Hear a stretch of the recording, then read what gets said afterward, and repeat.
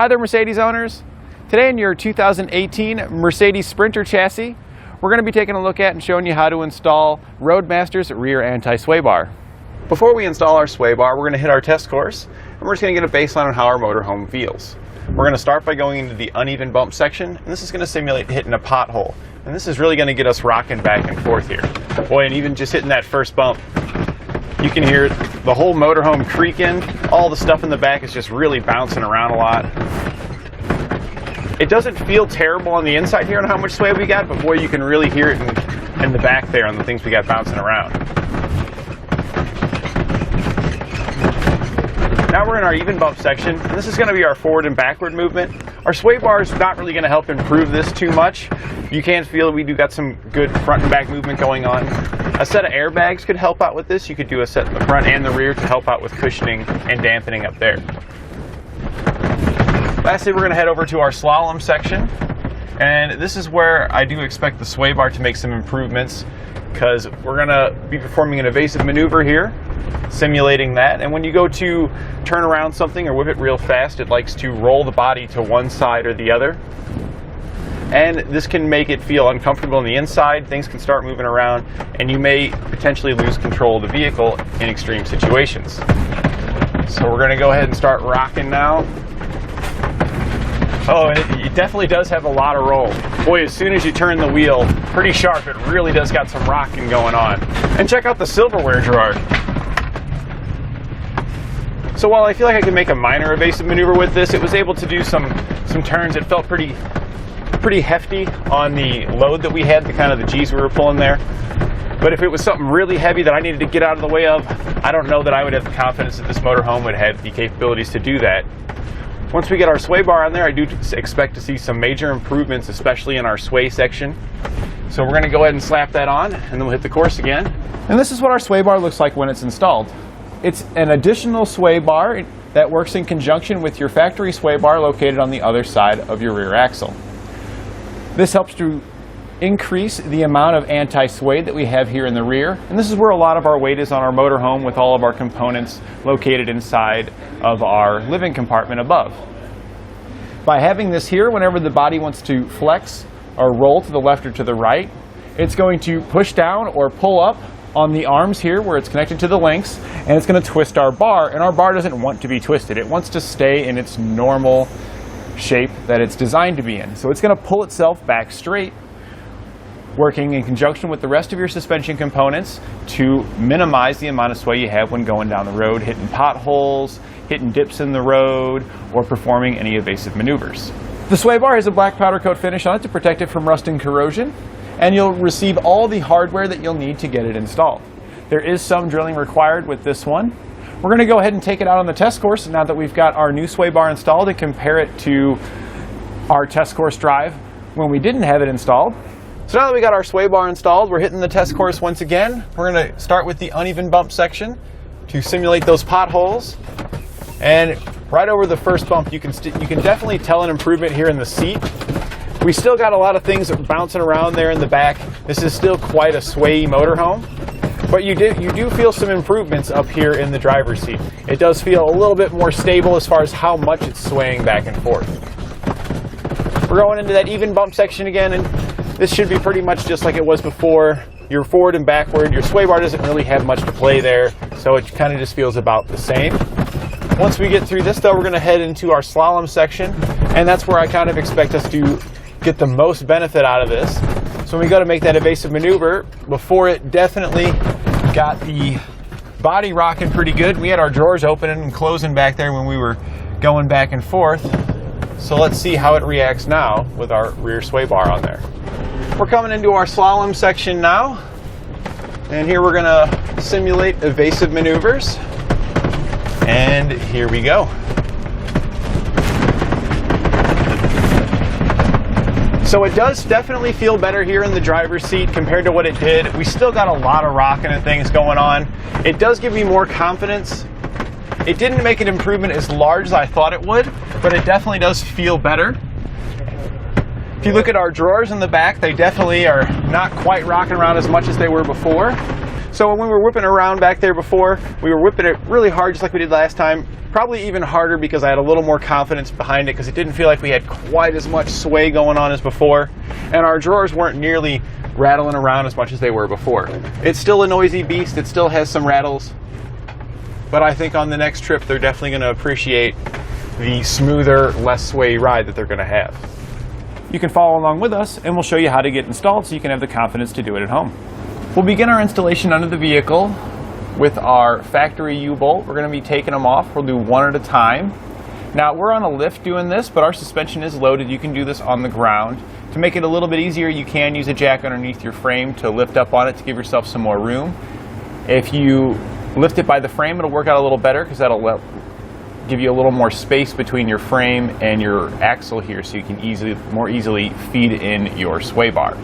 Make sure you support your vehicle with jack stands if you are going to be lifting it by the frame with your hydraulic jack. The nuts can be removed using a 19mm socket.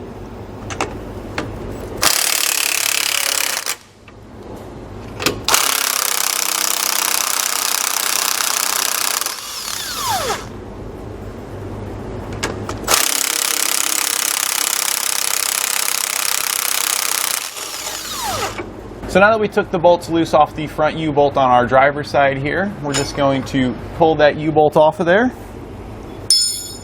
You'll get a new U-bolt in your kit. That's going to drop and slide down right back where our factory U-bolt was. Make sure the top does sit in the little groove here up on top. And we can take our axle bracket here. These are side dependent. It says LH there for left hand for our driver's side. You know you got the right side because there's a tapered side here. This is going to be the bottom because the nuts that we just removed, they're tapered, so they're going to fit right in there because we're going to install this with our factory nuts. So just slide this over the U-bolt and then start your nuts. Now we can take our 19mm socket and tighten them down.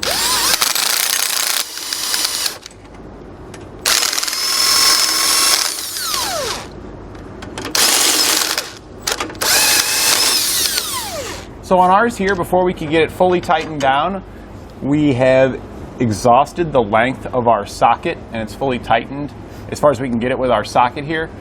This is a 1/2 inch. This is already the deepest socket that we've got. So in order to finish tightening these down, we're going to have to cut off the excess that we have here and then we can finish tightening. We just use our cutoff wheel to cut them, and once you get close to the end, if you don't cut all the way through it, you can just grab it with a pair of pliers like this and you can just break it off. If you got a little end there, it's okay. You can leave that straggler. We now have the clearance we need to finish tightening down our bolts.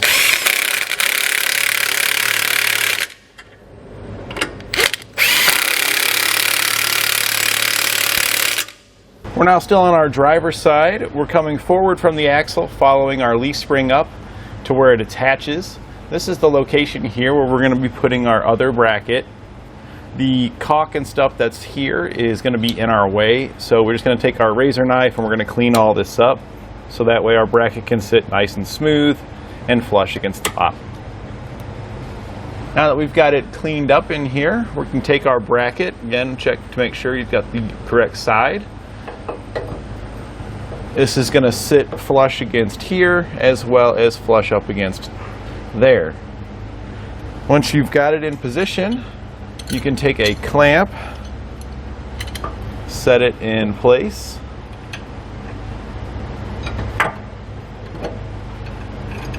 And we're just going to use this to hold it here so we can use our bracket here as a template to drill out the holes. We're now going to take a 17/32 drill bit and we're going to drill out our holes. I like to start with the top one first. To me it's just a little bit easier with the clamp in place to drill this one.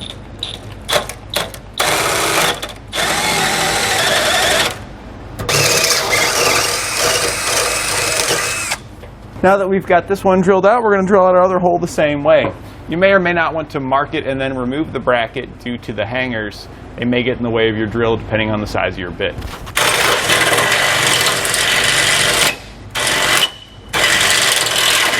With the holes drilled out, we can take the shorter bolts that come in our kit. We're going to place the smaller washers that come in our kit on it. Now, the instructions do show the bolts going the other way from top down, but I found it extremely difficult to torque your hardware with the nuts in the way. So if we go the other way where we take the bolts and push them up and have the nuts up on top, it's much easier to get the hardware properly torqued. We're going to follow up the other side with a washer and then the nylon locking nut. And it's the same thing here. We're going to use the exact same hardware and nuts. And again, it does show the bolts going the other way, but I found it much easier to torque your bolts without having those nuts in the way interfering with your tools. We can now go back and tighten down our hardware using a 19mm socket and wrench.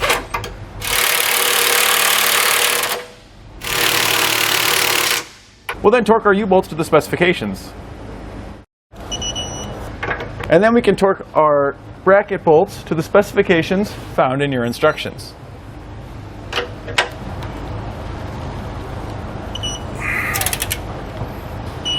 We'll then repeat the same process over here on the other side. Now at this point, I find it easiest if we get the sway bar up over our drive shaft and in position first, and then we can start preparing it to install. You can prepare it first and then feed it over. Then you got grease on your sway bar and stuff, and it can be kind of messy. So we're gonna make sure we go around our parking brake cables. When I was getting the sway bar, and I kept getting caught when trying to get it up over the drive shaft here, and I found that this bracket here in the middle that holds our brake cables, there's two nuts that held it on. We just removed those and we were able to get this out of the way. It was still a pretty tight fit getting it over, but getting this bracket out of the way was the amount that we needed to get her in there. These cable brackets are also attached further down below on your axle, and if you're finding you need a little more clearance, you can remove the bolts that hold those on as well. I'm just going to put these back. We use a 10mm socket to remove these nuts. Now that we've got it up in there, we can start preparing our sway bar. We're going to now take the bushings that come in our kit. They're split bushings. We'll then take the grease that comes with it. It's a thick green grease, and some people do report that this gives them some irritation to their skin. Now, I haven't had any issues with it myself, but if you have sensitive skin, you may want to consider wearing some gloves when working with it. We're going to smear it all the way around the inside of our bushing here, making sure we get both sides. And then after we got the inside coated, the little bit that's left on my finger, I like to take and smear around the outside. You don't need to, but it can help eliminate any squeaks or rattles that sway bars can potentially get. Now that we've got it all greased up, we're just going to pull apart on the split and slide it on to our sway bar. We can then take the cap, set it in place, and we're going to go ahead and prepare the other side just like that. We can now take the same size bolts and washers that we used for the brackets that we had installed previously. We're going to slide a washer on it. We're going to come from the back side of our bracket, go through our bushing clamp, slide another washer on it, and then follow that up with a nylon locking nut. We're going to do the same thing on the other hole on this side, and then both holes on the other side.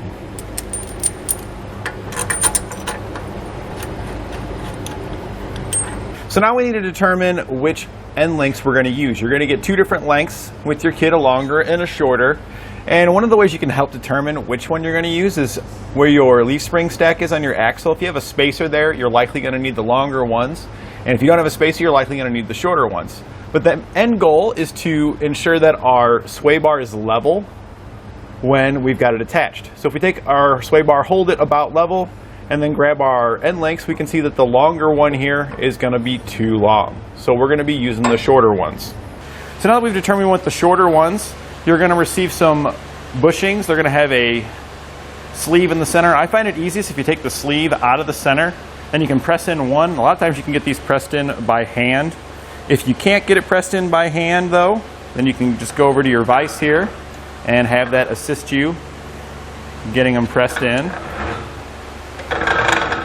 Once you've got them pressed in, we can then take our centerpiece that we had slid out, and we're just going to line this up in the vise.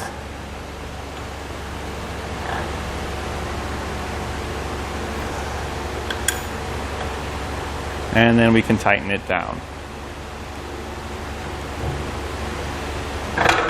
And that'll give us nice flush bushings on our end link. We're going to repeat that for the other side over here.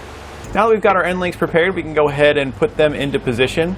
We're just going to slide it up through our upper bracket, take our longer bolts that come in our kit from the outside towards the inside. We're going to slide through. Now on the bottom of our end link, we're going to lift up our sway bar. We're going to slide our bolt just barely through. We're going to place a washer on it. We're then going to line it up with our end link. Finish sliding our bolt through till it comes out the other side. Follow that up with another washer and then a nut. And these are the larger washers that come in your kit. They're a little bit larger diameter than the previous ones we've been using. We'll now repeat this over on the other side. We can now go back and tighten down and torque all of our hardware.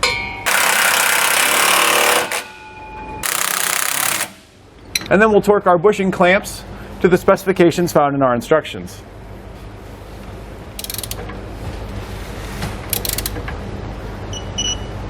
Our end link bolts, we just want to get till they're nice and snug and to where they start to squish out just a little bit. We don't want to over torque these because it can damage the rubber inside. With everything tightened and torqued, we're ready to hit the road.